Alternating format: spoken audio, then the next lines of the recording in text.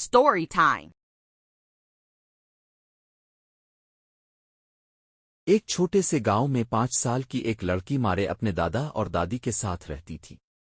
وہ دونوں بہت محبت کرنے والے تھے اور مارے کو ہمیشہ اپنی کہانیاں سناتے رہتے تھے۔ گاؤں کے قریب ایک بڑا سا کھیت تھا جس میں رنگ برنگے پھول، سبز و شاداب فصلیں اور کچھ درخت تھے جن کے نیچے مارے کھیلنے جاتی تھی۔ دادی کے ساتھ وہ صبح کو دودھ دینے والی گائیں دوہنے میں مدد کرتی اور دادا کے ساتھ کھیتوں میں کام کرنے جاتی۔ مارے کو جانوروں سے بہت محبت تھی، خصوصاً ایک بلی جو ہمیشہ اس کے پیچھے پیچھے آتی تھی۔ وہ بلی کے ساتھ کھیل کر خوش ہوتی۔